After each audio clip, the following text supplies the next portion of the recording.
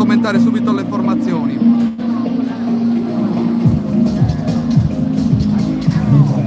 E tomaleggi personalizzati in Sardegna, anche senza carta di credito. Visita www.bluesarens.it.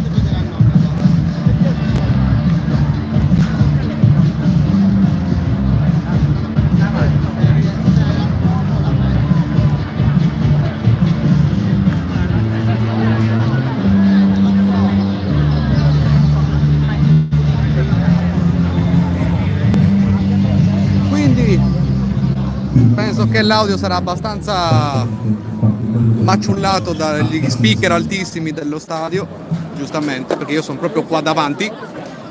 Quindi la formazione è confermata la stessa di Milano, unico cambio Mina al posto di Palomino, giustamente cambio che ci si aspettava comunque che venisse apportato da mister Nicola. Il Lecce risponde con un 4-3-3 abbastanza offensivo, direi, con Tete Morente davanti insieme a Pierotti e a Krstovic. In porto ovviamente confermato Falcone anche per il Lecce, in difesa Baschirotto. Insomma, un Lecce che comunque si schiera con mister Giampaolo senza paura, con un 4-3-3 offensivo, senza paura di affrontare il Cagliari sul suo terreno. Ovviamente in porta nel Cagliari confermato Caprile, adesso ve lo faccio vedere se mi ruota là, ecco qua, confermato Caprile, eccolo qua, Felici sempre sull'out di sinistra, sull'out di destra confermato Zordea, dietro sotto punta Viola, piccoli, unica punta ovviamente, e quindi la formazione è confermata quella di Milano. Speriamo sia una partita che valga la pena di essere vista da qua. Spero di portare fortuna. Niente, questi 5 minuti volanti volgono già al termine, perché mi voglio godere tutta l'esperienza di essere allo stadio, perché veramente vengo molto raramente. Quindi ci vediamo dopo la partita ai microfoni ovviamente di 131 con Francesco Areso. Vi aspetto lì per il post partita e poi ovviamente farò anche una piccola diretta fuori dallo stadio, non lo so, vediamo, magari come finisco con 131 faccio un'altra piccola diretta, così facciamo un commento sulla partita, sperando che sia siano commenti positivi. Grazie a tutti e buona partita, forza Cagliari. Un po' come si chiude la diretta qua.